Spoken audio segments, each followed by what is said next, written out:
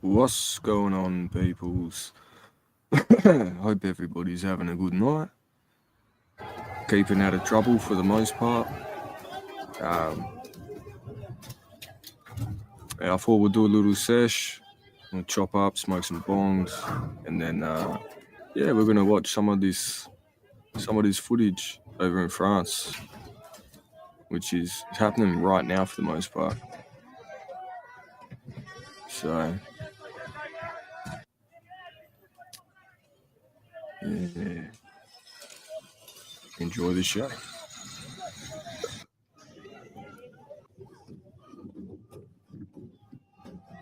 Right, he just threw a bin at a police officer.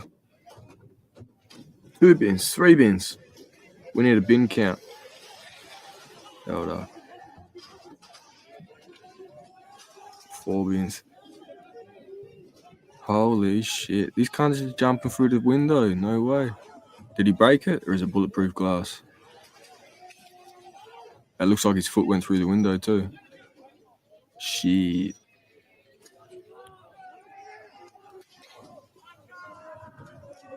It's looking skits, huh?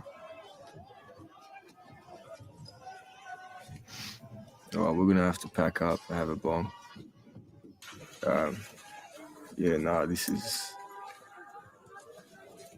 pretty hectic. We'll watch a little bit of this and then we'll switch over to like Bush Tucker Man or something like that. And fingers crossed I don't get copyrighted. I should be all sweet. Yeah. Yo, what's going on, man?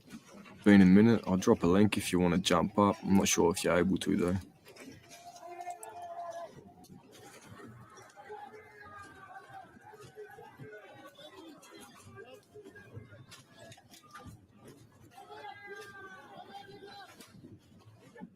I just uploaded a short to my channel as well. A new short. It's the third time I've been pulled over by the police in 2 weeks. I think they just really like me or something. I don't know. I got very, I won't say lucky, it's just I was even shocked. I just had a fucking crazy morning. It was pretty wild. Close call with the police, you could say. I was more so stressing because I had my last bong at midnight. That's usually my cutoff, and I won't drive for at least 12 hours. So this morning I got up and I was having a chat to my nan and my pop, and the old girl asked if I could bring something up to hers for her. Can't remember what it was exactly. Something for my little brother. Anyway, beside the point. I was like, yeah, no worries, that's all good. So, yeah, I had a chocolate milk before I left, a few cigarettes, as per normal. I got in the car, and I start heading to the old girls. Now, within 3 minutes of me getting in the car, driving a little bit up the road, the fucking red and blues start going behind me. I seen in my mirrors, this fucker's like, he's flying. He overtook like 2 cars just for me. I was like, fuck me again. Like, what's going on here? Unmarked police officer for like the 3rd, 4th time now. That's the 4th time unmarked police cars have pulled me over. So I'm not even being pulled over by normal fucking police, which is cooked. Anyway, pulls me over. I grab my license because I know the first thing that's going to be asked. And hey, what's going on, bro? What's going on, bro? Not too much. So what's going on, mate? I got pulled Hey, how over. you doing, brother? Yeah, good, valet. How you been? Yeah, been all right, man. Been a long day. Oh shit, is that my internet or yours? What you been up Hey, how's the to? bro been? Fuck all. Fuck all. I got pulled over this morning, bro. What for? Just for driving a bright red Commodore, I guess. But anyway, it's like the third time in 2 weeks, right? So it's a little bit, it seems like I'm being profiled a little bit. Anyway, I'm on the medical cannabis. It's all good. Got my certificates. Doesn't matter. You still lose your license, right? So I got in the car. I'm heading up the road to the old girls, take her pay. And yeah, fucking cops, boom, unmarked car, chase after me, Bluetooth, boom, pull over. He comes up to the window, give him the license. He's got the breathalyzer ready to go. He's like, one long continuous breath for me. Ask for the license first. Yes, boss, how you going? I'll be polite, right? Because saying all the wrong shit that hasn't done me any favors. I've got a car that's defected in the driveway from mouthing off. So said all the right things. One long continuous breath, all good. Fucking opens his pocket, pulls a fucking drug test out. 2 strikes across the back of your tongue for me, front to back. Yeah, no dramas. Boom, boom. I had a cigarette, like half a cigarette still before this test too, keep in mind. I put that cigarette out before he got to the window so he didn't see, because I know they asked like 15 minutes, nothing in your mouth, right? And he didn't even say that, so he's hasn't followed the procedures. But aside the point, fucking do the test, and I'm sitting there. He's like, you on any like medications, anything like that? I said, yeah, I'm on the medicinal cannabis, nerve blockers, and anti-inflammatory painkillers for my back.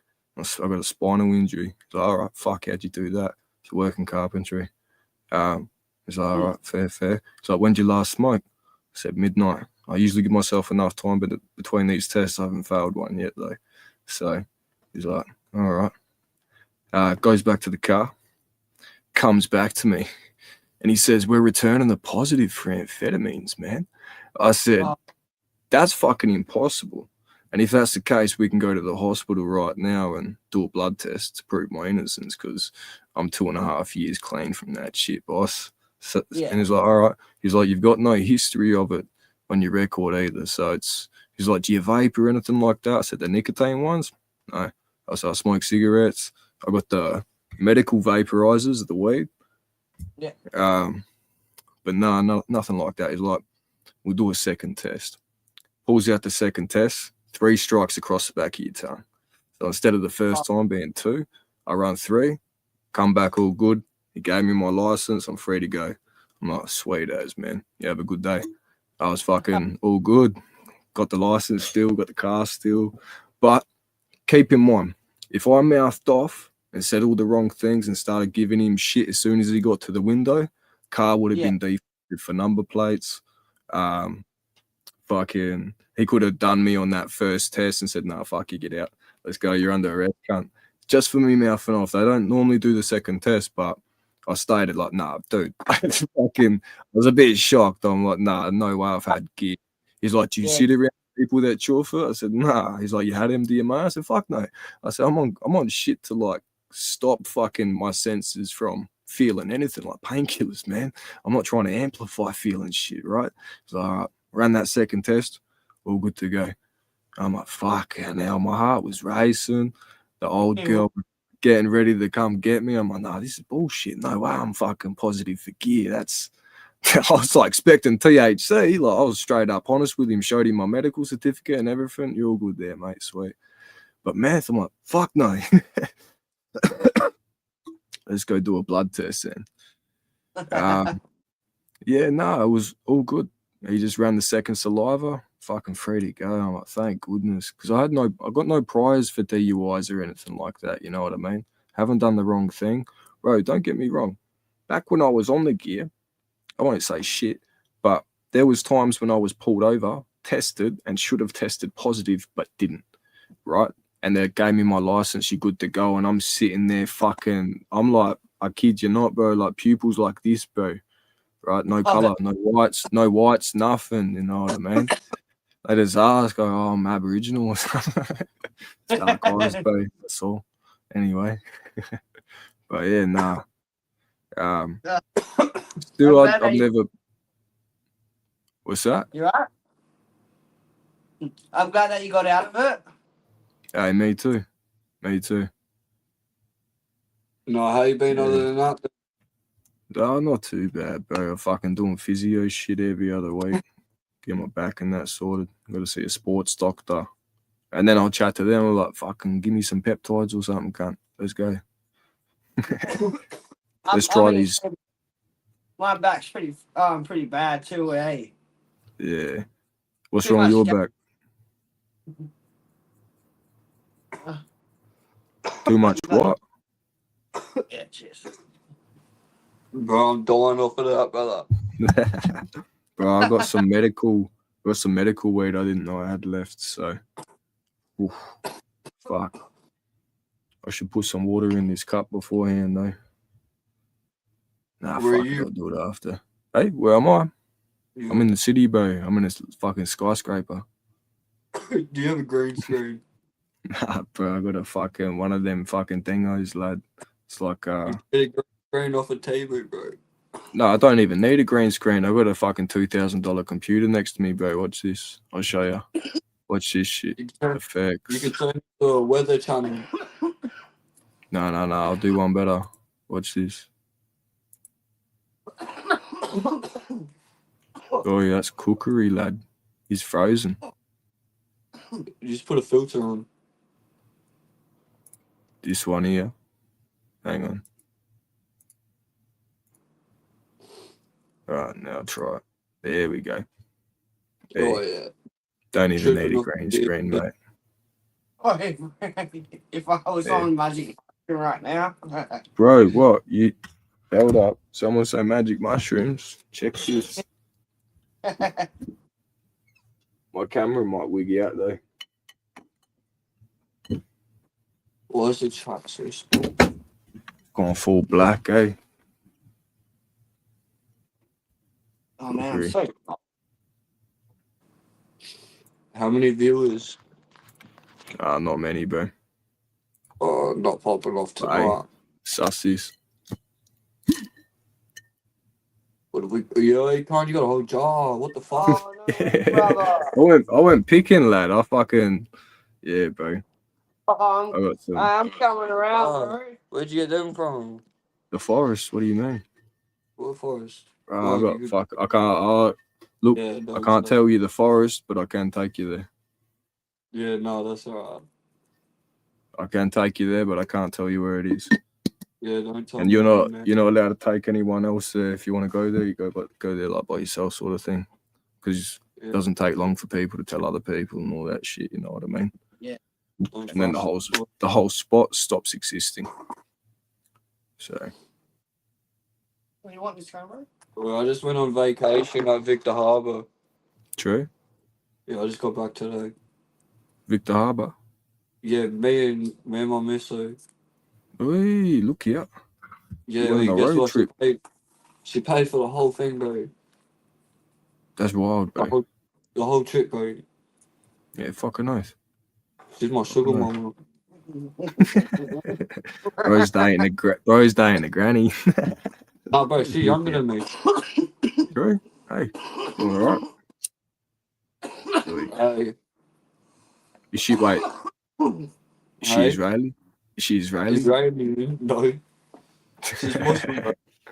She's Muslim. No, fuck. Are you serious? Nah, don't listen. Listen to me. Listen to me right now, my bro. This is the government's trying to get at you, lad, and they're trying to use this pitch to do it. 100%. We are 100%. united. Fuck. No. You're kafar, lad. You're infidel, my bro. What are you talking No, I'm about? joking. I'm joking. I'm dating a Jew. Wait. You're not converting to Islam, are you? No, I'm dating a Jew. I was only joking with you. Bro, no, that's even worse, bro. Fuck. What do you mean, bro? Oh, dude, Porsche's already fucking. You know, this doesn't matter. We don't talk about that. Yeah. No, that's all right. He's solid. They're good. So, but yeah, no, fuck. Wait, you gotta come up soon. Yeah, no shit. I just got my bike fixed. Oh, good shit. I got a set of wheels at the moment too. But this set of wheels is like its second home is the mechanics at the moment. Fucking. Gotta love that. Oh yeah, well, old mate who installed the alternator got the alternator from the old boy, but the people that installed it, they crushed the battery wires and the fucking looms in between the bolts when they installed it. So like that was causing the whole fucking thing to glitch out and all that shit. I don't know. It's just fucking fried. It's fried. Yeah, that's So they fucked up. the mechanics fixed it though. It was all sorted. I was driving and the fucking thing starts telling me to check the alternator. I'm like, I've never had a car do this. What the fuck? Check alternator? What for? I just kept driving. I'm like, I'll take a photo of that. Do you know Yeah, what I've been thinking about doing, bro? What's that? I went to the bong shop in Victor Harbour and he was like, "Oh, have you ever done dab rigs?" Because he had dab bongs for sale, right? Yeah. And he's Yeah, like, rosin "Oh, press. you know, it's like the ones you heat up, the glass one that you heat up and it's a bong, and then you just put the oil in there, the dab in there, right?" No, I was like, no, I never did that. So he told me how to make it. So he put the water on the bud and then fucking baking paper and fucking on the hairdryer. And now I'm thinking about doing it, making it myself.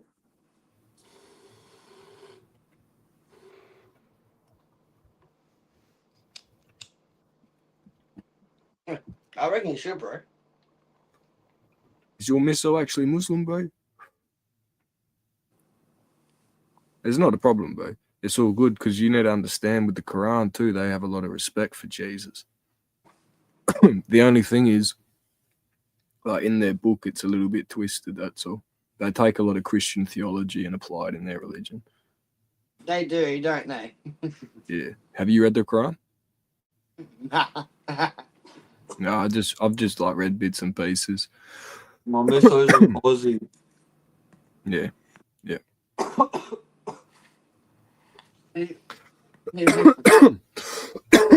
So you say. Wait, I think he's the boy, yeah.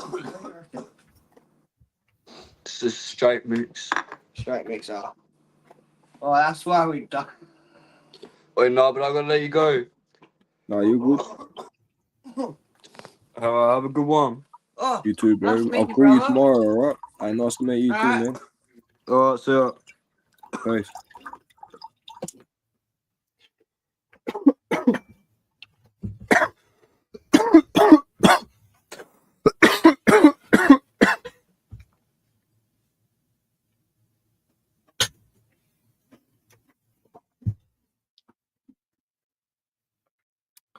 Fucking hey. Yeah, France is still protesting.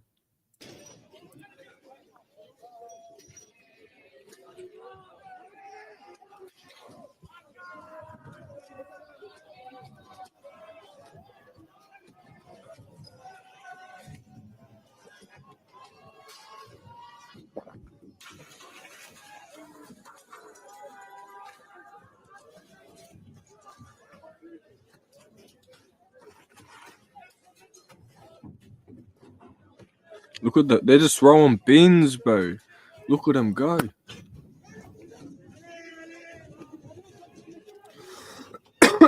Mass immigration. This is what happens. Or maybe the parliament's been caught out for some dodgy shit, which is no good. I do not know.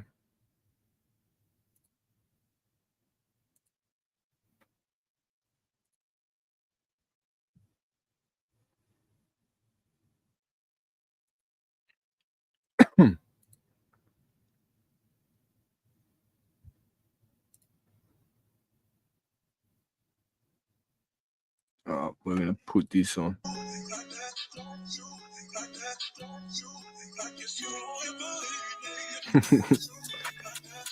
Past couple weeks for me, man. God damn. I'll be in the straight plate till I'm 6 feet. Whether or not I'm 50, got the click with me, down the move quickly. Bastards. But yeah, go run it up. Go check it out. I'll be in the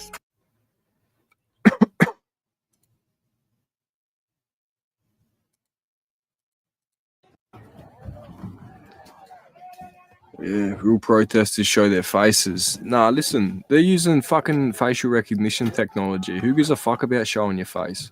Who cares? It's not about you. It's not about It's literally not about you, the individual, the person. It's about everybody coming together as one and fucking like for the same reasons. You know what I mean? Like enough's enough. You think the police can fucking hold us all back? No way. If we all stand up together, like black, white, yellow, whatever, it doesn't matter. It doesn't matter what color you are. If everybody stands up like this, the government is in big trouble. But at the same time, this is what they're gonna want. You know what I mean? Like, I don't know. Don't fucking fuck with people driving though. That's retarded. Like, if you were one of them cunts throwing shit at people driving, you're a cockhead. You need a punch in the fucking mouth. You don't do that. You can kill someone doing that. It's not about killing people either. You know, the shit's happening in Australia with certain nationalities, but the people that are doing the right thing, fuck, just come together.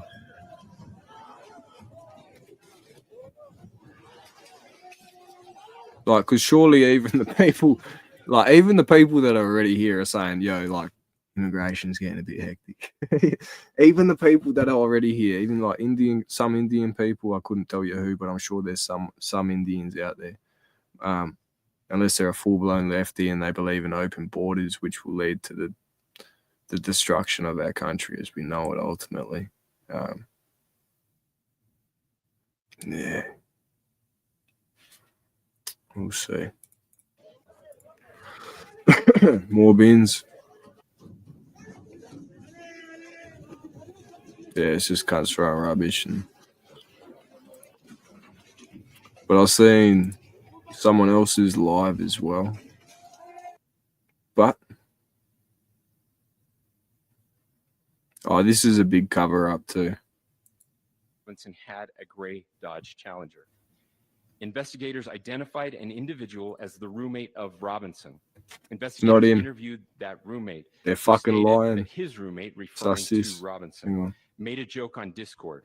Investigators asked if he would show them the messages on Discord. Okay, Discord, the literal fucking owners of Discord came out and said that this cunt didn't even have an account on Discord. The FBI's lying. The owners, the creators of Discord came out and said this cunt never had an account with our services. These messages do not exist. So, and here's the difference. Stating a need to retrieve a rifle from a drop point, leaving the rifle in a bush, messages related to visually watching the area where a rifle was left. It's not the same person. Referring to having left the rifle wrapped in a towel. The messages also refer to engraving bullets and a mention of a different scope person and the rifle being unique. Messages from the contact, Tyler, also mentioned that he had changed outfits. I know there's been speculation as well as to the writing on those casings, those bullet casings, and I believe we have that as well. And I will share that with you now. So the area north of Campus Drive Road where the suspect crossed over, you saw some of that in the video that we released last night, consists of a grassy area with trees on the edge of the UVU campus. Investigators discovered a bolt-action rifle wrapped in a dark-colored towel. The rifle was determined to be a Mauser Model 98 30-06 caliber bolt-action rifle. The rifle had a scope mounted on top of it. Investigators noted inscriptions that had been engraved on casings found with the rifle. Inscriptions on a fired casing read, "Notices, bulges, capital OWO, what's this, question mark." Inscriptions on the 3 unfired casings read, "Hey fascist, exclamation point, catch, exclamation point." Up arrow symbol, right arrow, and symbol, and 3 down arrow symbols. A second unfired casing read, "Oh Bella Chow, Bella Chow, Bella Chow, Chow Chow." And a third unfired casing read, "If you read this, you are gay, LMAO." They're literally taking a piss. We are indebted to law The fact that this cockhead even read that out, the fact they even think like the rifle would be left there, it's all bullshit. People even, they're saying there was drones flying around on the day, like dart drones. It was sus.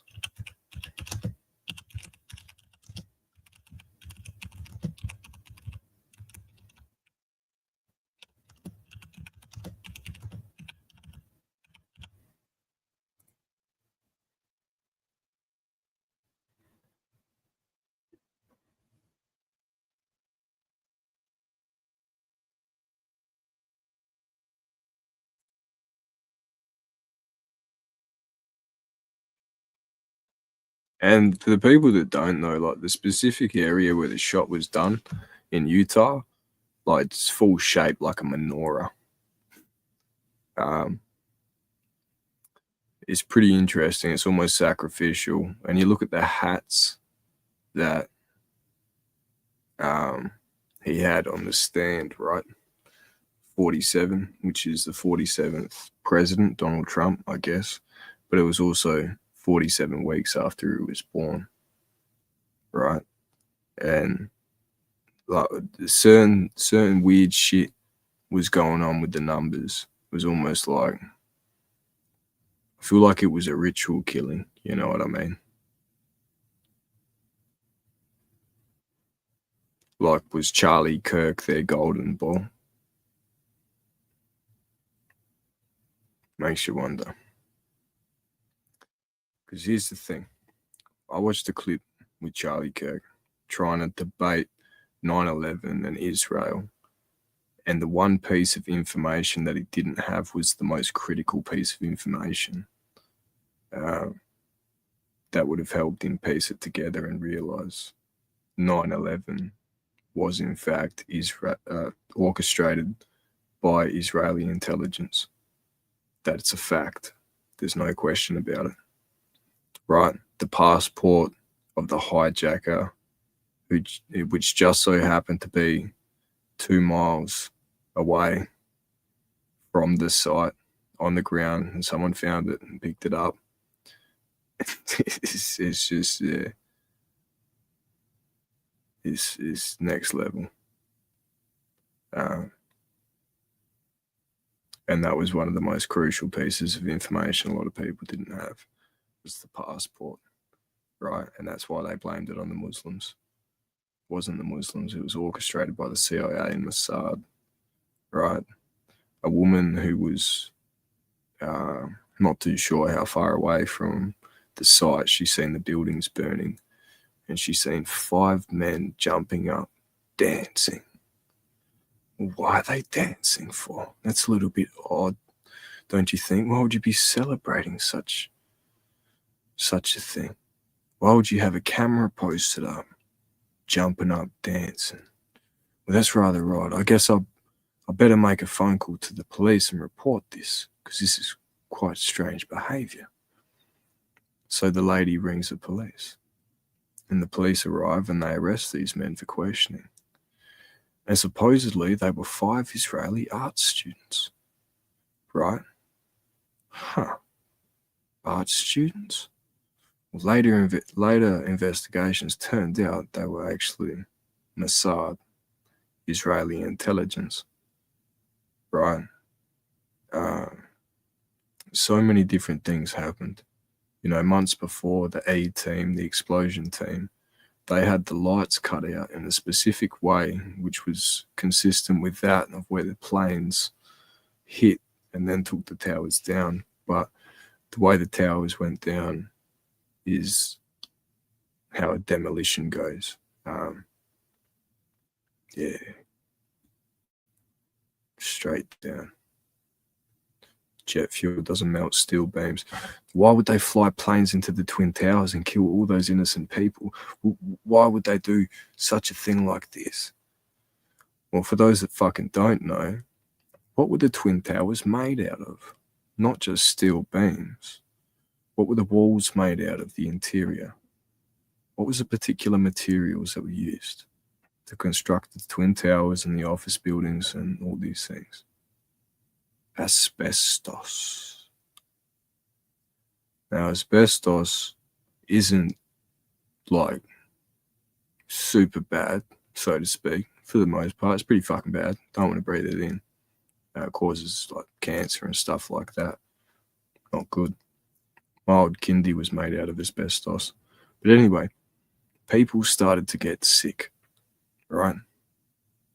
And then Finkelstein, or whatever the fuck his name was, fortunately for him, on the day of the tragedy, he had a dermatologist appointment that his wife booked for him.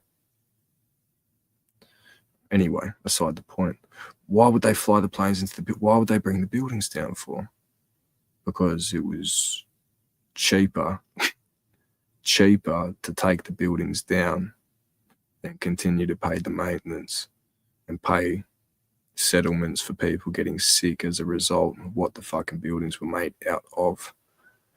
And then, funny enough, there's an insurance payout for the building. And they collect the money and they walk away.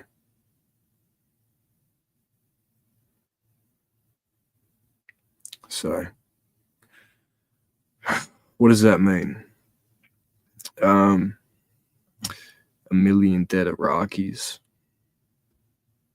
buildings collapsing, entire populations being manipulated into thinking like, it's just, yeah.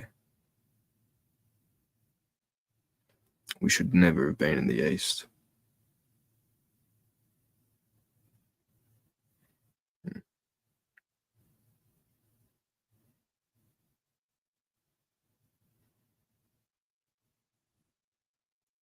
Yeah. What about the Pentagon? Well, Pentagon's just like been fucked over and they're not allowed to interfere with anything to do with Israel anymore. So, which is fascinating. And they just blocked the release of the Epstein files. They've arrested a suspect, which is not the shooter. The photos aren't consistent with the images we've been shown. So, what happens next? I don't know. I do not know. But too many good people have died this year. So,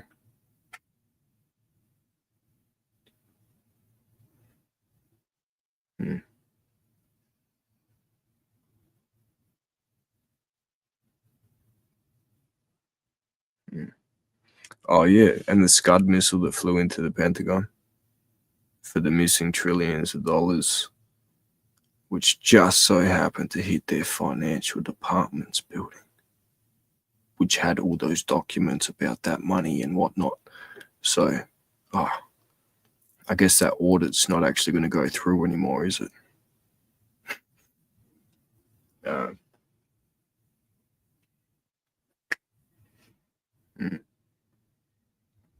Fucking mosquitoes.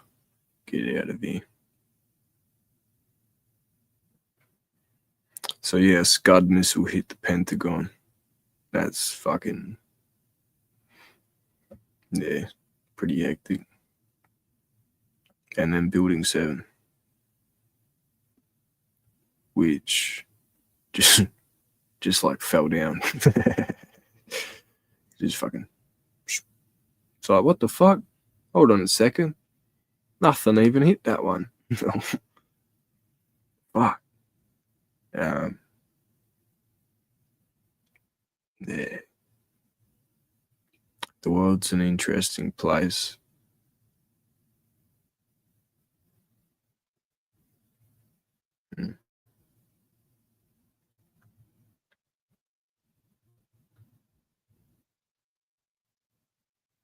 Let's see what this guy has to say. For response to this. Thank you.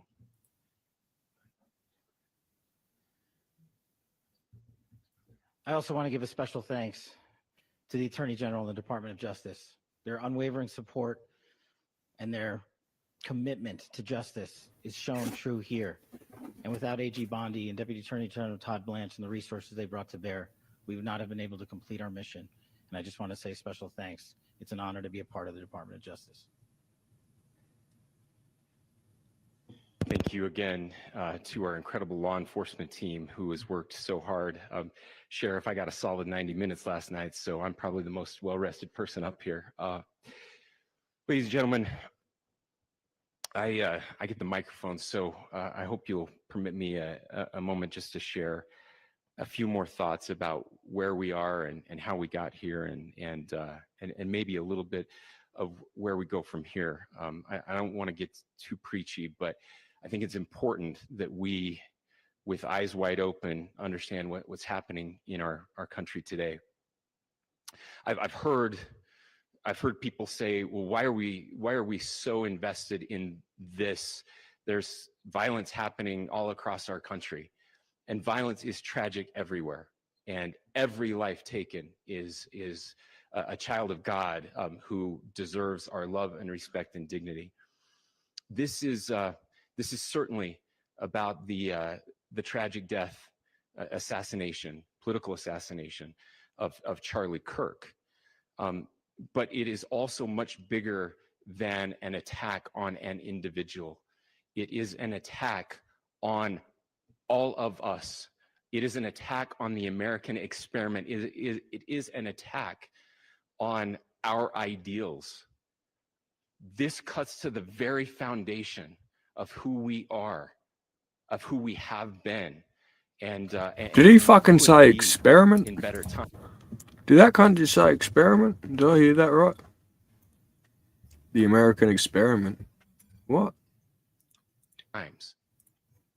Political violence is different than any other type of violence for lots of different reasons. One, because in the very act that Charlie championed of expression, that freedom of expression that is enshrined in our founding documents, in having his life taken in that very act, makes it more difficult for people to feel like they can share their ideas, that they can speak freely. We will never be able to solve all the other problems, including the violence problems that people are worried about, if we can't have a clash of ideas safely and securely. Even, especially those ideas with which you disagree. That's why this matters so much. Over the last 48 hours, I have been as angry as I have ever been, as sad as I have ever been. And it was, as anger pushed me to the brink, it was actually Charlie's words that pulled me back. I'd like to share some of those. And specifically right now, if I could, I need to talk to the young people in our state, in my state, and all across the country. As President Trump reminded me, he said, you know who really loved Charlie? The youths. And he's right. Young people loved Charlie, and young people hated Charlie. And Charlie went into those places anyway. And these are the words that have helped me. Charlie said, when people stop talking, that's when you get violence. He said, the weak can never forgive. Forgiveness is the attribute of the strong. The only way out of the labyrinth of suffering is to forgive. Welcome without judgment, love without condition, forgive without limit. He said, always forgive your enemies. Nothing annoys them so much. A few months ago, I referenced this last night, Charlie posted to social media, when things are moving very fast and people are losing their minds, it's important to stay grounded. Turn off your phone, read scripture, spend time with friends, and remember, internet fury is not real life. It's going to be okay. He again said, when you stop having a human connection with someone you disagree with, it becomes a lot easier to commit violence. He said, what we as a culture have to get back to is being able to have a reasonable agreement, where violence is not an option. Now, again, to my young friends out there, you are inheriting a country where politics feels like rage. It feels like rage is the only option. But through those words, we have a reminder that we can choose a different path. Your generation has an opportunity to build a culture that is very different than what we are suffering through right now. Not by pretending differences don't matter, but by embracing our differences and having those hard conversations. I think we need more moral clarity right now. I hear all the time that words are violence. Words are not violence. Violence is violence. And there is one person responsible for what happened here. And that person is now in custody and will be charged soon and will be held accountable. And yet, all of us have an opportunity right now to do something different. I want to thank my fellow Utahns. This bad stuff happens. For 33 hours, I was praying that if this had to happen here, that it wouldn't be one of us, that somebody drove from another state, somebody came from another country. Sadly, that prayer was not answered the way I had hoped for, just because I thought it would make it easier on us if we could just say, hey, we don't do that here. And indeed, Utah is a special place. We lead the nation in charitable giving. We lead the nation in service every year. But it did happen here. And it was one of us. But I want you to look at how Utahns reacted the last 2 nights. There was no rioting. There was no looting. There were no cars set on fire. There was no violence. There were vigils and prayers and people coming together to share the humanity. And that, ladies and gentlemen, I believe is the answer to this. We can return violence with violence. We can return hate with hate. And that's the problem with political violence, is it metastasizes, because we can always point the finger at the other side. And at some point, we have to find an off-ramp, or it's going to get much, much worse. But see, these are choices. Yeah, nuke Israel. History will dictate and India. if this is a turning point for our country. But every single one of us gets to choose right now if this is a turning point for us. We get to make decisions. We have our agency. And I desperately call on every American, Republican, Democrat, liberal, progressive, conservative, MAGA, all of us to please, please, please follow what Charlie taught me. I'll just Nuke Israel. with words I share often from a friend and author, Yuval Levin, who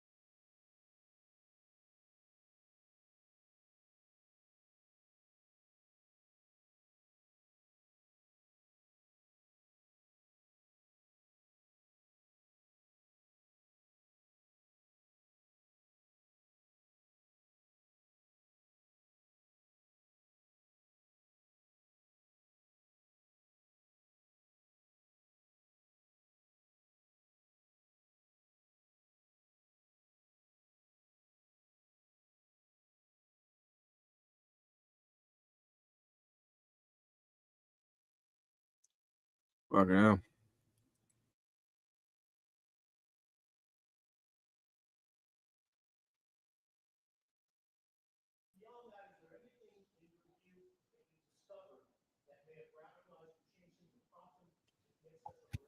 There's nothing more that we can share at this time.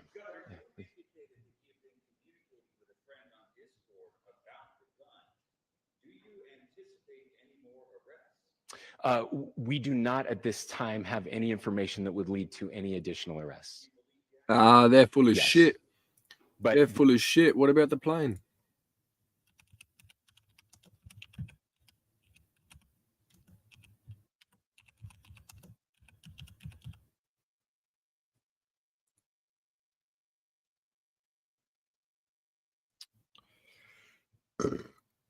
Where the fuck is it?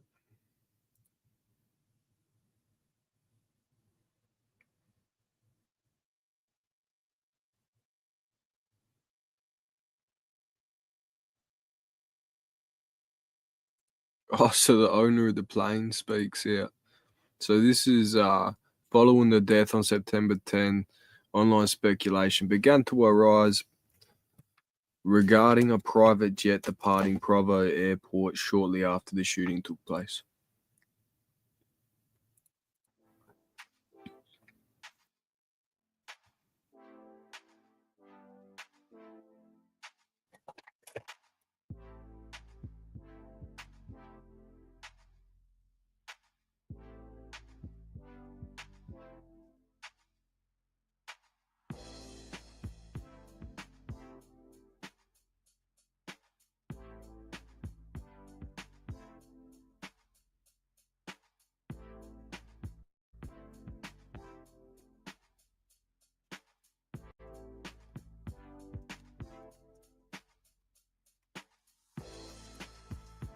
Not a chance.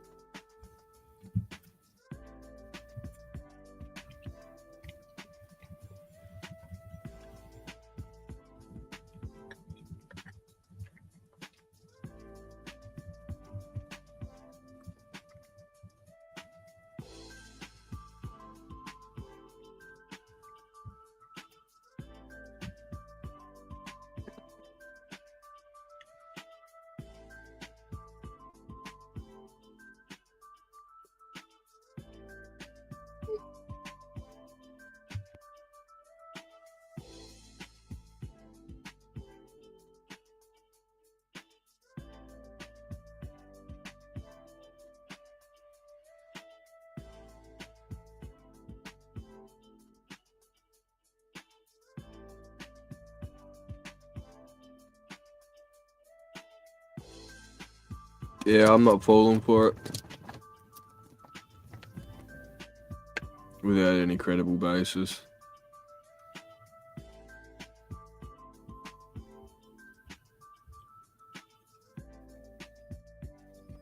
So what explains him illegally turning off his radar for an hour and then not turning it back on? No explanation for that. So that's bullshit. Right now, and I would encourage people to log off, turn off, touch grass, hug a family member, go out and do good in your community. That is happening, and it's happening organically right now. I had a friend in a small city in Utah who said, we're getting together. The Republicans and Democrats in my little town are getting together to have a discussion tonight. Last night, just to find a way to find their better angels. So yes, this could be. I mean, you know, again, you have to go back to JFK to have seen a video live of something like this happening. I wasn't born until 1975, but I know that things were really dark in the late 60s. Sorry to some of you. I know some of you were there, but this is our moment. Do we escalate, or do we find an off-ramp? And again, it's a choice. It's a choice, and every one of us gets to make that choice. Two more questions right here.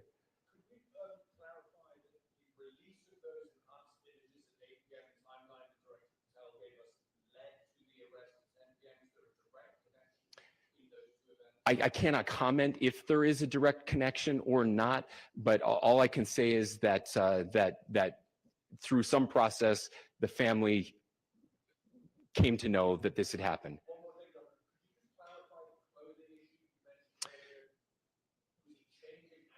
Correct. Yes, yes. So when he's first spotted on campus, he has different clothing on, and then he changes clothing on the roof, and then changed back into that clothing at some point, so that when he was apprehended, when he was arrested, the clothing matched the clothing he had on before the shooting here at UVU. Last question here. Yes.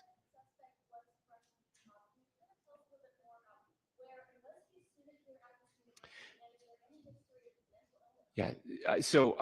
I don't have any information on the mental illness part. He was not a student here at UVU. Family member Robinson mentioned Charlie Kirk was coming to UVU. They talked about why they didn't like him and the viewpoints that he had. The family member also stated Kirk was full of hate and spreading hate. The family member also confirmed Robinson had a gray Dodge Challenger.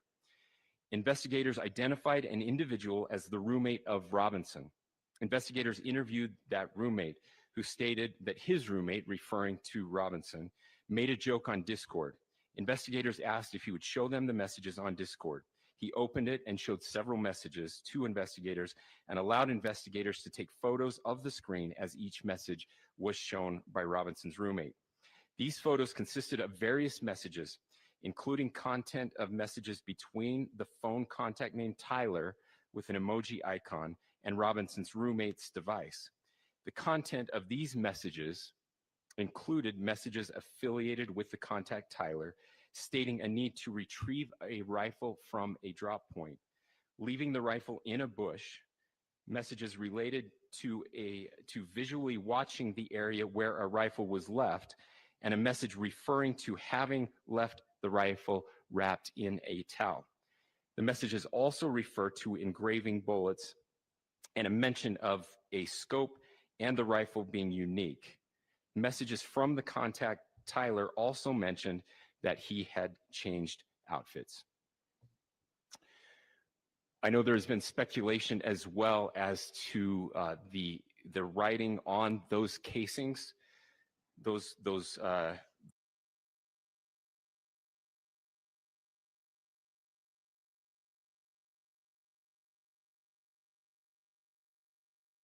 Immigration has gotten so out of control that many Australians no longer recognise their own country. This isn't just about housing or jobs. This mass migration is tearing at the fabric of who we are. When I see our flag flying, I see the sacrifice of those who built and defended our nation. It should unite us all, but Labor's agenda is to divide us, to destroy our culture, our identity, and our love for our country. Oi, oi, oi, mates. Grab your Bunnings sausage, sanga, buckle into your nearest camping chair, and make sure your thongs are firmly secured. Here we because go. what went down in the Senate this week was more dramatic than a possum in a bin fight at 3 a.m. behind a Woolies.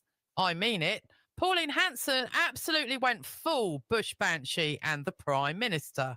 Well, Albo looked like he'd just been told his weekend footy match was replaced by interpretive dance lessons. Real quick before we dive in, if you enjoy content like this, hit that like and subscribe. Over 98% of you watching right now aren't subscribed. And while it's free for you, it means the world to us and helps keep this content coming. So go ahead, click that button and let's jump into the video. We are locked in an all or nothing fight for Australia's very soul. On one side are the Australians who built this country, the battlers, the people from the bush, the people who contributed to this country with their hard work and their blood, sweat and tears. The diggers who fought to defend the rights and principles on which this nation was founded. The Australians, now left disenfranchised as their country has changed for the worse right in front of their eyes. On the other side are the rabid far left, the Marxists, the communists, the socialists, the toxic Labor Party and the hateful Greens. Fucking The here. hypocrites who bring hordes of people here in the middle of an unprecedented housing and rental crisis. The idiots who flood Australia with people who mean us deliberate harm, who despise our values, who laugh at our complacency, and who take advantage of our leaders' weakness. Today, it's been revealed the hideous Iranian regime actively organised and orchestrated crimes on Australian territory against Australian people. What is absolutely certain in this space is that Iran obviously had fertile ground to plant and grow its hatred in Australia. This is because current immigration policy allows people who nurture these hatreds to come here and to commit these crimes. Have a good night, mate. Labor has given 3,000 people from Gaza permission to come here. That's 3,000 potential agents for the Iranian Revolutionary Guard. We should immediately and permanently ban immigration from any countries where this hatred prevails. We cannot afford to take any risks with the safety of the Australian community. Immigration has gotten so out of control that many Australians no longer recognise their own country. This isn't just about housing or jobs. This mass migration is tearing at the fabric of who we are. When I see our flag flying, I see the sacrifice of those who built and defended our nation. It should unite us all, but Labor's agenda is to divide us, to destroy our culture, our identity, and our love for our country. If we lose that unity, we lose Australia itself. This is the true cost of mass immigration, the slow destruction of our nationhood. Labor told us they were going to bring the numbers down. They lied. They brought about 1.5 million people here since they were elected. Today, Labor is bringing 1,544 people per day. That's more than 560,000 a year. Where are they supposed to live? Where are struggling Australians supposed to live? In the past 3 years, Labor has effectively dumped 1.5 million people into our housing market, onto our health and education systems, our roads, our waters, even adding 12 million tonnes a year to our emissions. Australians are left in the cold while Labor just waves more people through the gate. And make no mistake, this is no accident. It's deliberate, it's intentional. It isn't about a skill shortage or education exports. It's about importing voters and keeping Labor in power. It's about Labor remaking Australia in Labor's perverted image. It's not the politicians and the bureaucrats paying the price. It's ordinary Aussies paying the price.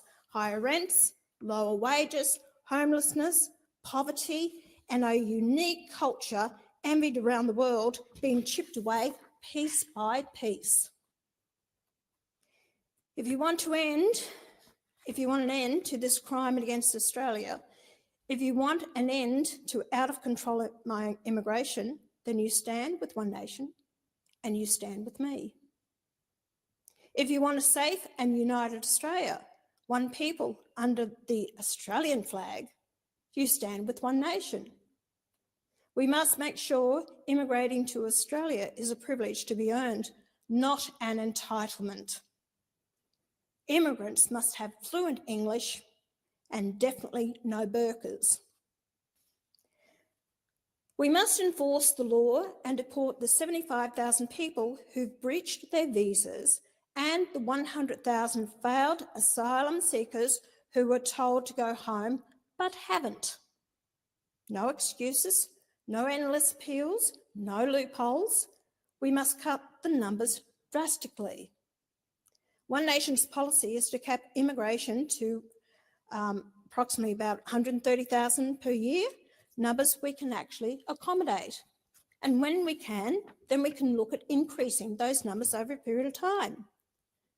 We have no problem with immigration that serves the national interest. We acknowledge this is a country built on immigration, and we acknowledge the immigrants who have adopted our values and contributed to our country. We must shut down the rorts and the backdoor channels. We must put Australia back in charge of who comes here. We must withdraw from the UN Refugee Convention, reintroduce temporary protection visas, and refuse entry from nations that foster extremist ideologies incompatible with Australian life. It's basic common sense, it's fairer, and it's what most Australians want. Yet our politicians tend to forget about that. And I think they're living in their own world and don't really understand how Australians are struggling out there with the cost of living. High immigration is a cause for it. And yet they are on about these renewables and to put the, carbon emissions. Why would you bring in so many people into the country if you worry about your carbon emissions and the Paris Agreement that you've signed? If you're bringing over 1,500 people a day into the country, it doesn't make sense. As I said, 12 million tonnes a year you're adding to it.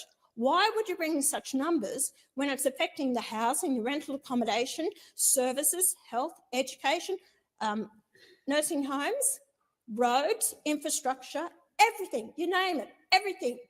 And yet the Australian people are fed up with it. They've had a gutful of it. And yet you keep bringing it in. You have no regard for the Australian people. And to hear you go on about the housing issue in this parliament and say you're going to put up 1.2 million houses, what an absolute joke you are. What an absolute joke. I cannot believe this. And you believe the rubbish that you're telling the Australian people. You actually believe it. I cannot, to listen to the Labor senators and how they get up and espouse all this, it's just an absolute ridiculous joke. And Australians feel they've been stripped of their own identity. They're ashamed, that they're ridiculed by even their own councils if you fly the Australian flag. It's all right to see the Palestinian flag out in these protest rallies and all these other, even Hamas flags, terrorist flags. But, people just feel the point of flying the Australian flag. On Sunday, there is supposed to be this march for Australia. For those Australians out there that do want to go out and have their say and wave the Australian flag, good on you. I congratulate you because you're standing up for the values that you feel have been stripped from you by governments, whether it's this government or previous governments, former governments. You just feel that you're not being listened to. And this country is not the country that I grew up in. I'm ashamed of where we're headed. All this wokeness, the escalating crime, the cost of living, high electricity costs, the decline in our moral values that is happening, all this transgender rubbish and what's going on with women, spaces, it's just absolutely disgusting. And so many of you support it here. Where are your morals and your principles and your values? I can't understand it. That we're supposed to represent the Australian people. The decline that I see in my nation, and I feel sorry for those men and women that have fought and sacrificed their lives to give us the democracy and give us a nation that we should be also proud of. All I can do is keep fighting for the Australian people to the best I possibly can, to keep raising these issues, bring awareness of what is happening in our country. And I stand by my fellow Australians with pride and dignity and with love for this country. And I will continue to fight for the Australian people to the best of my ability. The Senate stands adjourned and will meet again tomorrow at 9 a.m. Now imagine this, the Senate chamber, a place that's supposed to be all about dignified discussion, suddenly turns into a one-woman bush poetry slam hosted by Pauline I've had enough Hanson. She bursts onto the scene like a kangaroo on a trampoline, delivering a speech that was so... Yeah, pretty hectic. Pretty hectic.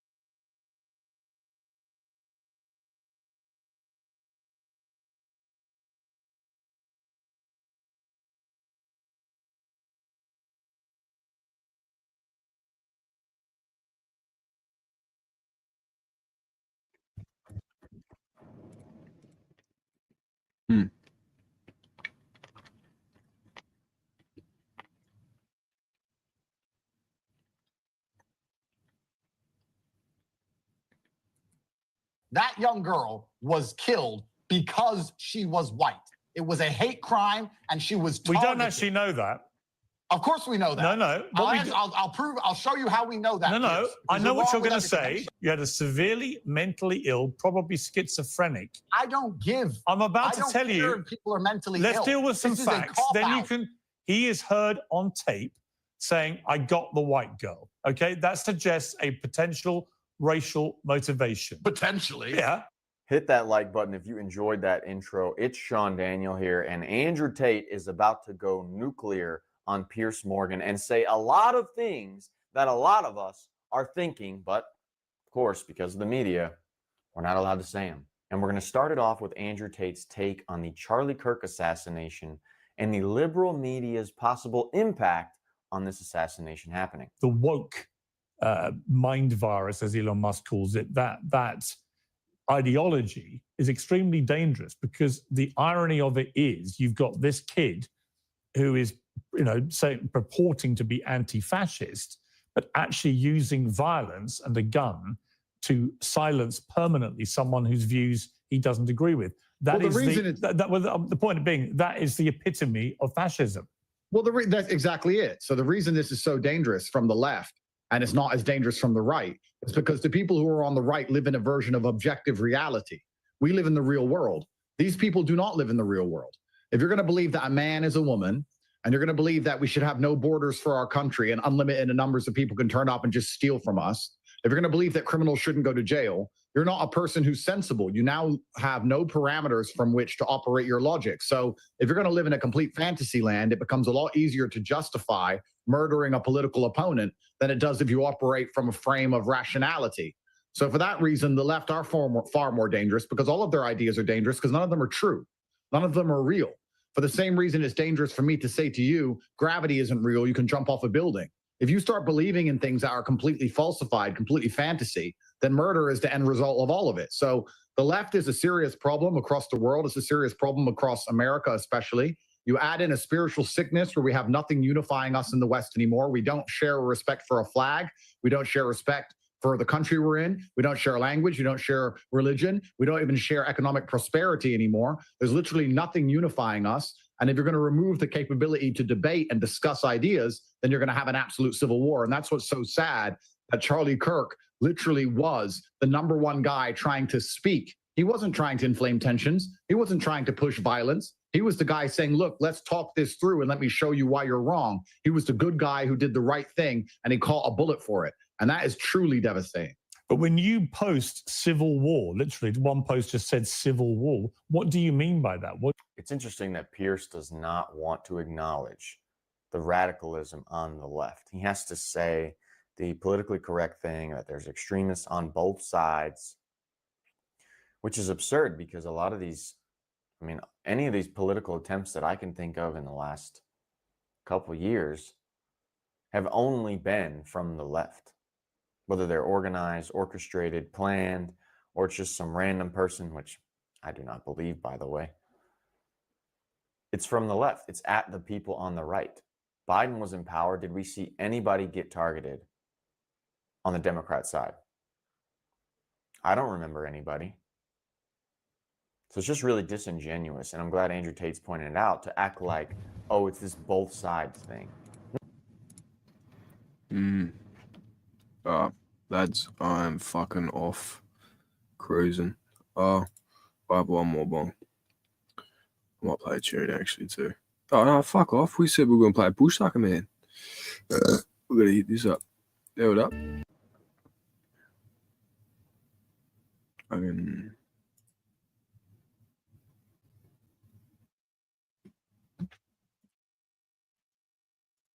There we go.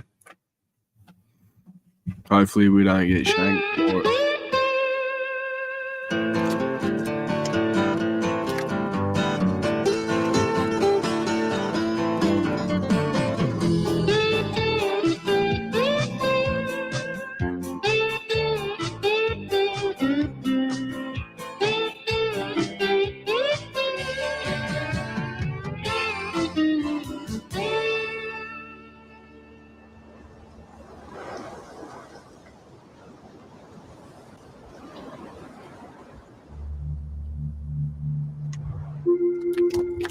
I'd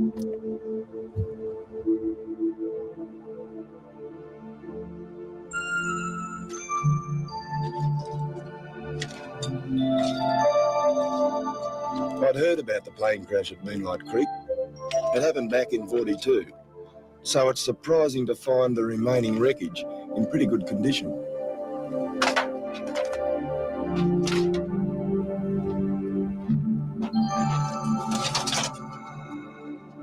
There are still clues to be found here that are the start of an amazing survival story.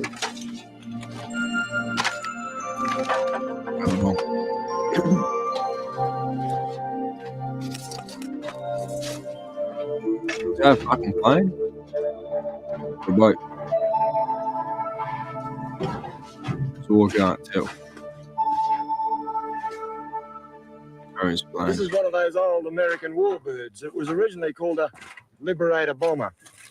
It took off from Iron Range airstrip right up in the Cape York area, flew up a whole bunch of others to do a bombing raid up in New Guinea. On its way back, it got lost and it ended up running out of fuel just here, right in the Gulf of Carpentaria. Out of the whole crash, there are only 6 blokes who survived it. 2 of them walked that way to Escott Station and got rescued, and the other 4, they made a disastrous decision. They went west. Out of that 4, only 1 lived, but he lived for 5 months. Now, this part of the world here, in Australia, is very stark, because the area we're talking about is right here in the Gulf of Carpentaria, right on the Northern Territory border. And to survive around here, you've really got to keep your eyes open, because food and water is very scarce.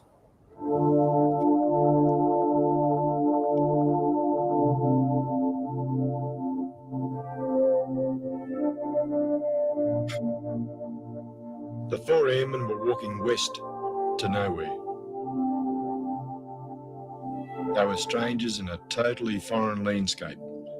The navigation equipment on their aircraft had broken down, so they had no idea where they were or where they were heading.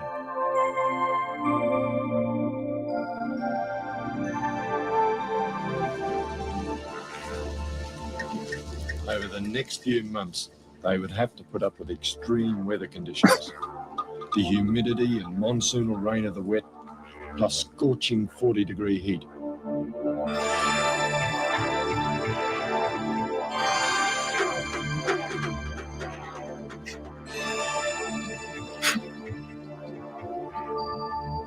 The only gear they had with them were some matches, a knife, 1 fish hook, and a few bars of chocolate. They lived on berries, bush passion fruit, melons, and the odd snake and a few frogs. But like most Australians, they weren't really sure what they could eat out here. The little bit of food they found just wasn't enough.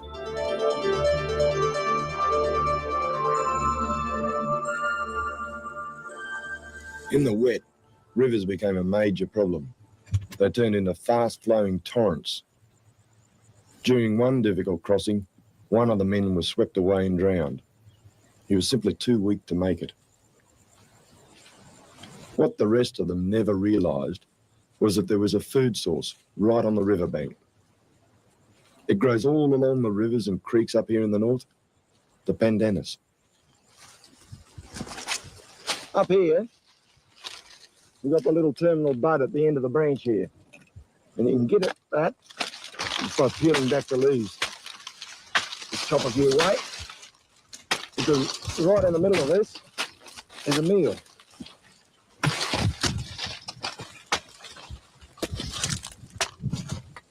There we go. And that's what you can eat in there.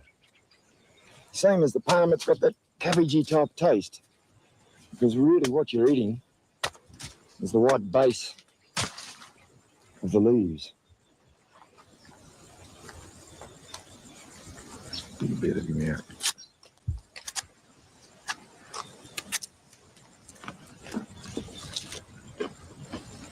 It's not too bad. Plenty of fibre. Certainly keep you alive.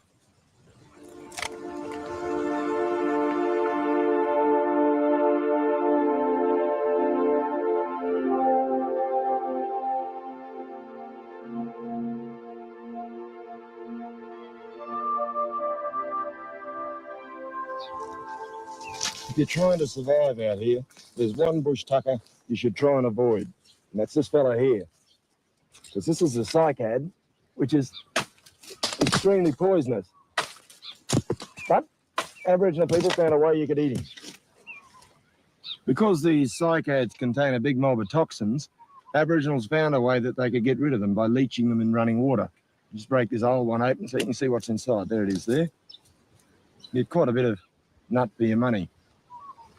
Now, after about 10 days of pounding and washing and baking and boiling and all the rest of it, they'd then make a johnny cake out of it and eat it.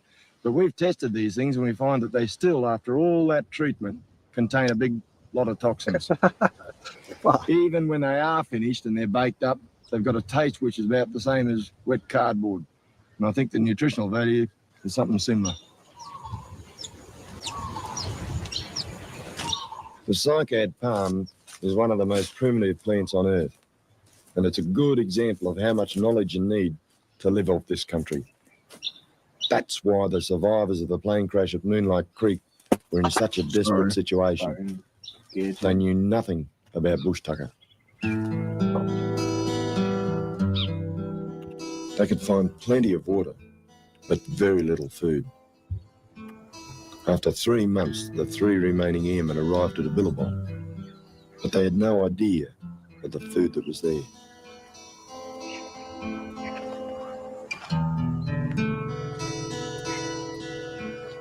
Most of the billabongs in Northern Australia are pretty much the same. And at that time of year when they were here, it was wet season.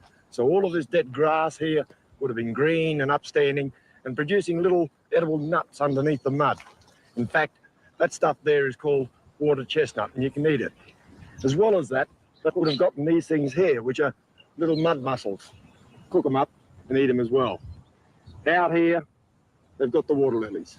And even when they're not producing bulbs, which are edible, you can eat the young leaves and the shoots and the whole lot.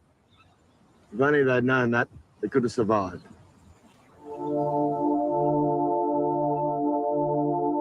Incredibly, one of the Americans did survive. He hung on for 141 days before he was found by an Aboriginal stockman.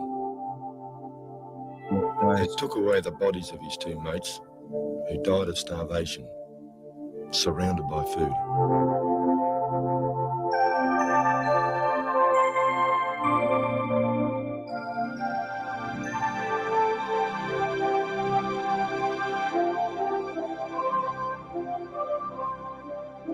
The Moonlight Creek tragedy highlights our need to know more about the bush. That's why I spend most of my time travelling across Northern Australia, getting more information on bush survival. Moving inland to the south, the landscape changes. Suddenly, you find yourself right on the edge of the arid zone. I've never catalogued bush tucker in this part of the Gulf country before, so to me, it's all new territory.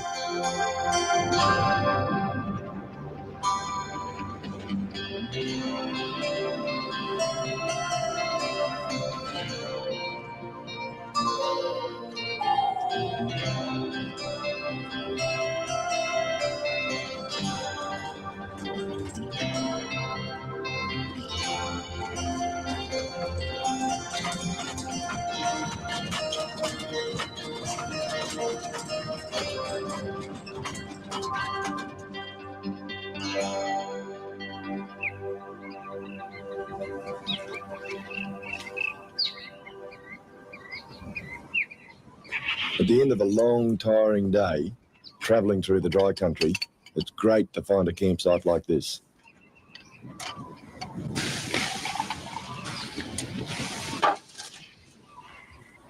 After the heat and the dust, it's almost as if nature's decided to play a bit of a trick. It's a perfect spot for a base camp for the next few days' work. Fucking oath it is, bro. 100% that limb. Bro, that fucking bulldozer, that's an insane piece of machinery. That's like, if we still made those things, bro, fuck. I wouldn't have to buy like a new car every 5-10 years, whatever.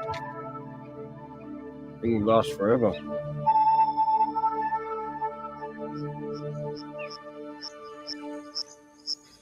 I thought I had this place to myself, but I'm wrong.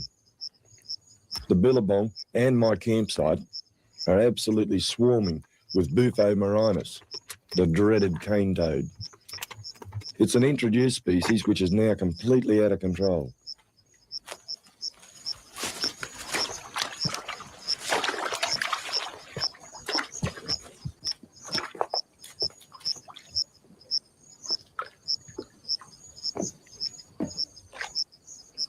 Two years ago, cane toads didn't exist in the territory, but they've moved across the Queensland border and they're going to continue moving, I'd reckon.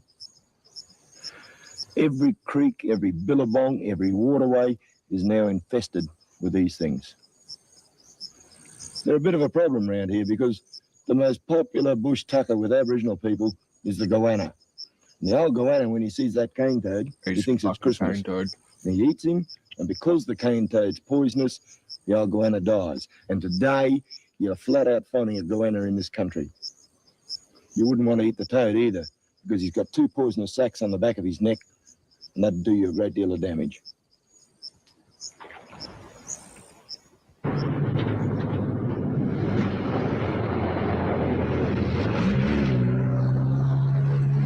Now, we know for a fact Spud's got plenty of toads. And he hasn't died, has he? He's got pretty fucking high.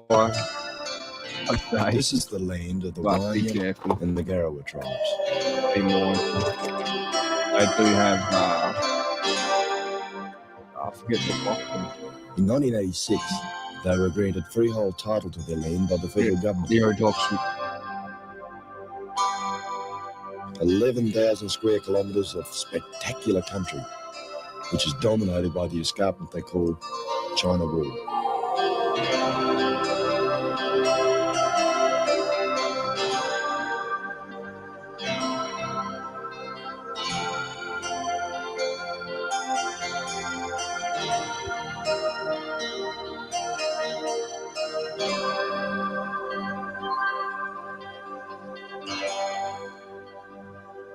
Small groups of Aboriginals have moved back to their tribal land to set up outstations. Dry Creek settlement sits at the base of China Wall. It's a small community, maybe 20 or 30 people.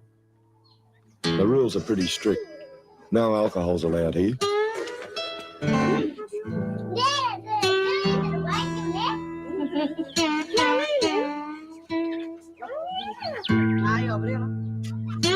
They've set up their own store, and it provides most of the food. Even so, bush tucker still has a role to play, particularly amongst the older people. Creek like that, see? All of the creek. Oh, yeah. Got him? Yeah, that's him over there. Yeah. What do you use him for? Well, that's one that medicine, boil him up, and another one there, they get the yellow flour. Tommy George is the community leader here, Cooked then, you know. and he still knows a lot about bush tucker and bush medicine. Which one? This grey one here, grey leaf? Yeah. Just a leaf? Yeah, you got a fruit now. See that fruit there when it's yellow? Oh, yeah. He's right to eat it when it's yellow. When he gets all yellow all over. Yeah. Unlike bush foods, bush medicines are generally available throughout the year. And the other one there, that medicine used. What is emu apple? Emu apple, yeah. The bark of the emu apple can be mashed up and used as a poultice to heal cuts and sores. And growing right alongside, there's even a gum you can eat. You eat gum out of this one, no matter what time when they're here. Cut him and get the gum. For those that don't know what a poultice is, it's just where, like, I guess you want to try and activate the leaves and fucking maybe mash them up a bit with a hammer or soak them in water, and then you wrap it around the area that's affected. It will speed up the healing process. Where? Yeah. Oh, yeah. You go along the road. Just now. eat him. Yeah, Just eat him straight up. Yeah, eat it straight up, I said. Anytime. Anytime. What do you call that one? Yellow jack. Unfortunately, there aren't many Aboriginals with this sort of expert knowledge today. The information's no longer as vital as it once was, especially to younger people who've been brought up on food from the store. So if I'm going to put together a detailed survival map of this area, I really depend on people like Tommy George and this community. What we've got here is the Doomadgee map, right? And they've got all that Doomadgee country, Doomadgee Mission, Nicholson River, all that area. But on the back of him, we're putting a photograph of the bush sucker on him, right? So we've already got some of them for this area, but we've still got a lot to do because we want to fill in the whole lot of that map with Nicholson River tucker on him. And you'll probably see some of those ones there, you might know him, eh? An important part of this project is to prepare maps like this for Northern Australia. My army mates call them snack maps. On the back of each one, you'll find all the information you need about the bush tucker in the area.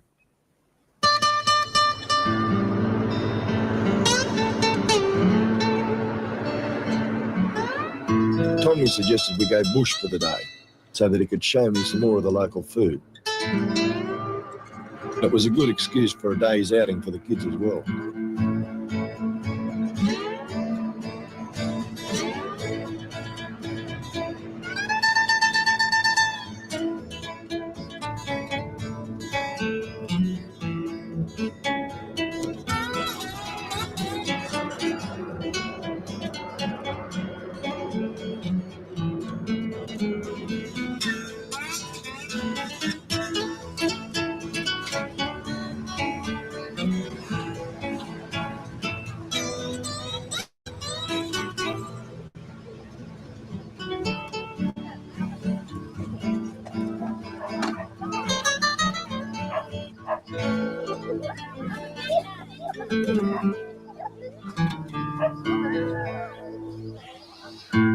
For the kids, the main attraction of the day is the Billabong, a place called Crocodile Hole.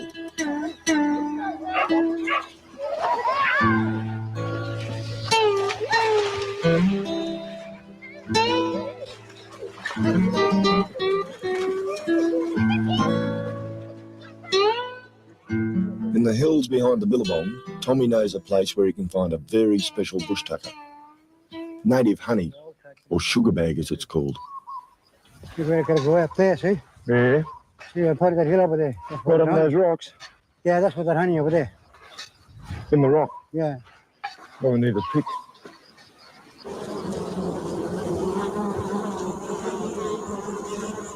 The native bee doesn't have a sting, and he looks like a little fly, a little bush fly just kicking around the place. Most often you find the hives in the middle of trees and old trunks and things like that. In this case here, we've got him under a rock, and that's pretty unusual. In fact, I've only seen it a couple of times before in a rock shelf like this.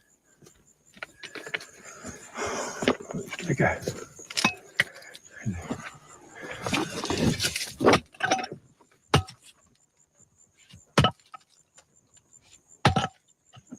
It's worth the effort to dig out the honey, because once you've discovered the hive, you can keep coming back to it later on when the bees have restocked it, maybe in a year or so. The Aboriginals keep coming back because this is one of their favourite foods. How often are you getting up here, Tom? Oh, I come around here when I want him, you know. Ooh, there's a lump. Look at that. Yeah, that's a big one. You want him? Yeah. There you go. The energy value of sugar bag is extremely high, around about 1800 kilojoules. Now that's quite a bit more than the energy value of honey you get out of the supermarket, which rates at about 1300 kilojoules. Got a bit here, Tom? All right. Give me. Ah. There you go. Oh, thank you. Big mob there. Yeah, big mob. Love some more. Like some more.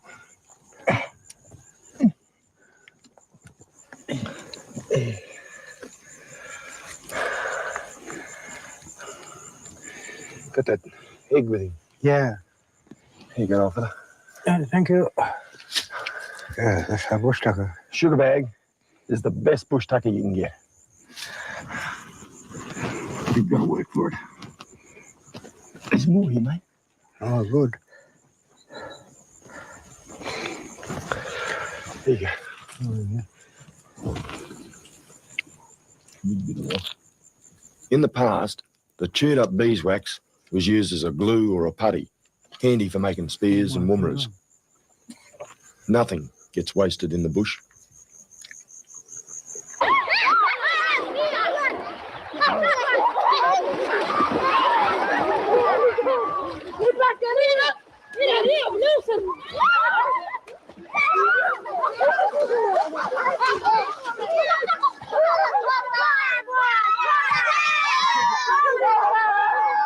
Back at the Billabong, the boys have been getting some bush tucker of their own, a freshwater crocodile. We just about did. This is only a small one. They can grow up to about 2.5 metres.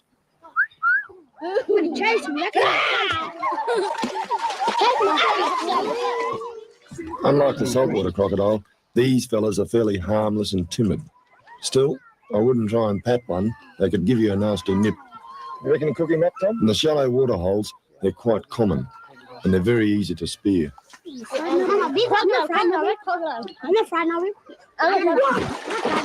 part do you eat in, the tail? Yeah, no, up here along the back and along on the side. Yeah. On the head there. Good tucker? Yeah.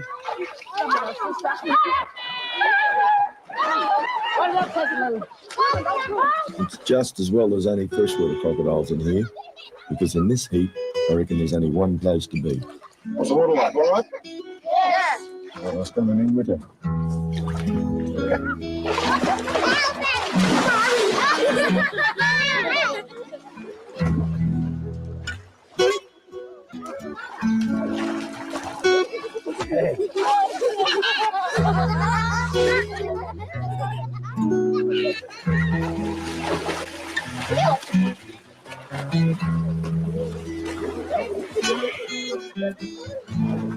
Out here, water holes of any size are few and far between. Water's scarce at the best of times, but sometimes you can find it in the most unlikely places. You'd expect to find water in country like this, probably down in that low country around the creek lines. But occasionally, just very occasionally, you can find it up here on the high ground, the ridge lines, places like this. Because sometimes you can come across these sort of things. These are what you call native wells. And what they are is holes in the ground, sometimes bulging out underneath, which collect water and other stuff. And these wells, when the rains come, act as a catchment. And all the water goes down in there. This one here is got quite a bit of moisture in him. And if you're trying to survive, that's going to be pretty important. Cover him up again with a rock so that the sun doesn't evaporate the water off. Water wells to Aboriginal people were extremely important. The information on where they were to be found was passed on from one generation to the next. It's amazing how a trickle of water can create a little oasis in this dry country. There's a great spot pretty close to Dry Creek where you could almost kid yourself you're in the rainforest. Where's the water coming from, Tommy? Yeah, the water coming from up there. That's up the hill there. Yeah, You got a billabong up there? yeah, billabong up there. Yeah, that's what the water running down. Water has always been the key to survival, and there's water here all year round. So this is a special place for Tommy's people.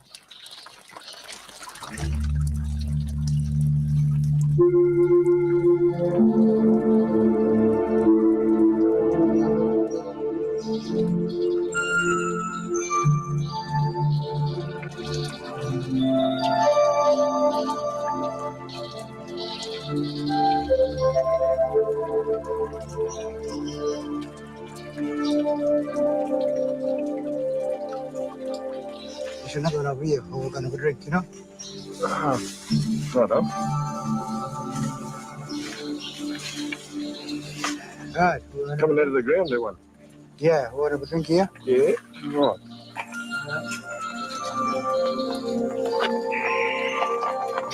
Let's shower you. Yeah.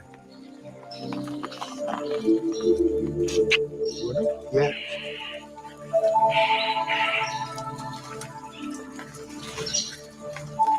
You coming out of that rock up there, Tommy? Yeah. There's them fig tree around here. There's one up there, and one over here. What time do you reckon we get in? Oh, you get him back. What time, you know? Yeah, Christmas time. Yeah, Christmas time again. Cluster figs are found all over the north, and they're pretty good eating. Nice and sweet.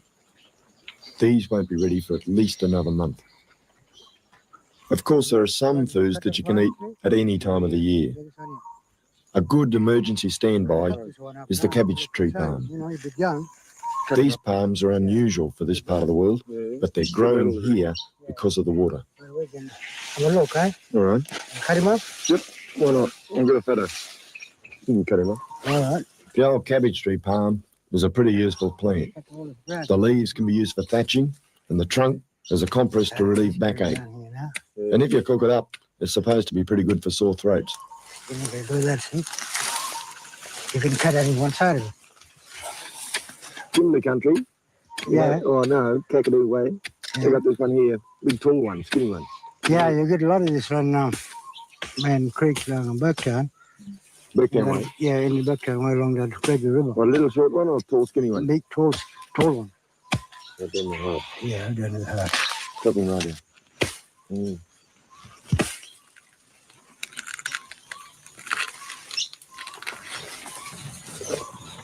Oh, yeah. Yeah, that trucker now, see? Right, that one there. Yeah. More down here, see? The cabbage tree palm, like every other bush food, has its own nutritional value.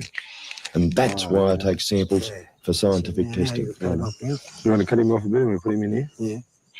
But I guess it might seem slightly strange that I'm doing 20th century analysis of a bush tucker that Aboriginals have been living on for 40,000 years. Filling right up. You should have a bigger bottle, eh? You reckon I need a bigger one? You got too much. Yeah, you got too much there. Push him down. Yeah, put a cap. Still, as anyone will tell you, the final test of any food is in the eating. Hey. You want to try them? Yeah, all right.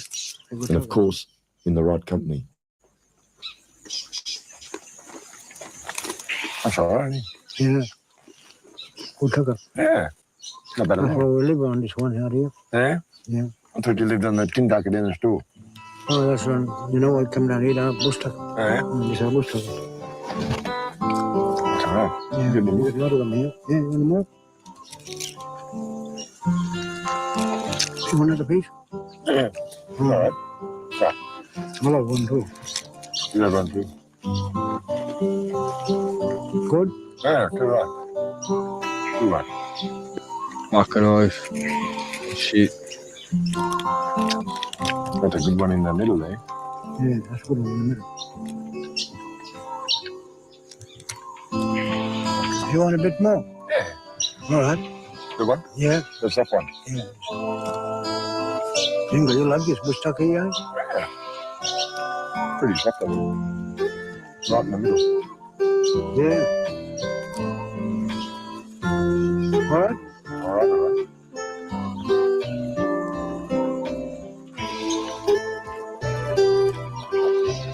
Yeah, cut him up here. You want a bit more? Okay. All right. Yeah. A little bit in the middle there. Yeah. Soft one.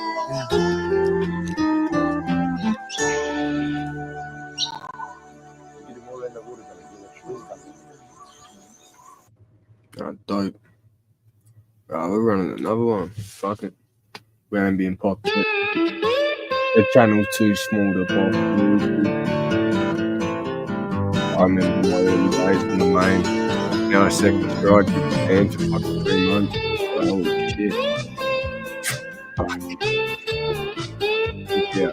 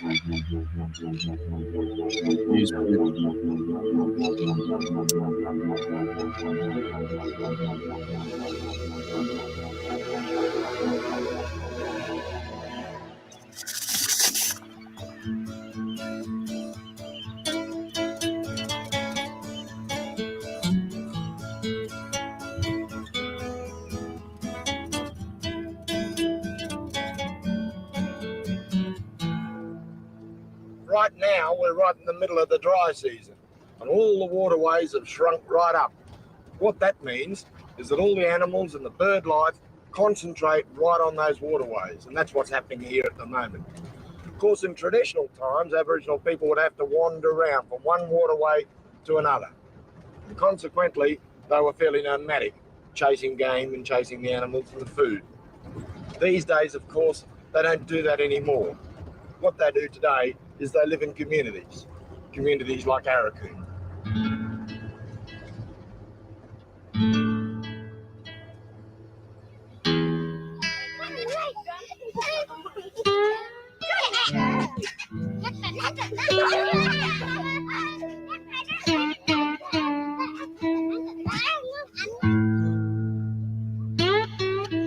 Despite an obvious change in lifestyle, the people of Arakoon, here in far north Queensland, have managed to hold on to many of their tribal traditions. And hidden away in this community, there's still just so much knowledge.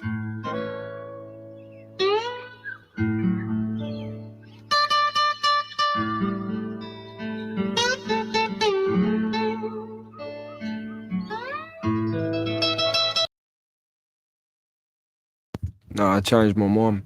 I'm going to bed. I'm going to go watch this and fall asleep. Big love, legends. Thank you for those that hung around to the very end. I hope you had a good night. Yeah, God bless each and every one of you. Say a prayer. Fucking hang out with your loved ones. You know, appreciate that time that you have with them. No one's promised tomorrow. Don't get too naive, too cocky. Be humble when you can.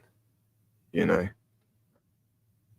I try and be a funny cunt all the time, but I know when to save my jokes in situations too. So, it's good. Big love, everybody. Be humble. God bless. Say your prayers. I'm pretty sure Jesus Christ is the one true God. So, that's my belief. That's my faith. Yeah, I love all of you. You're awesome. Big up. Have a good night.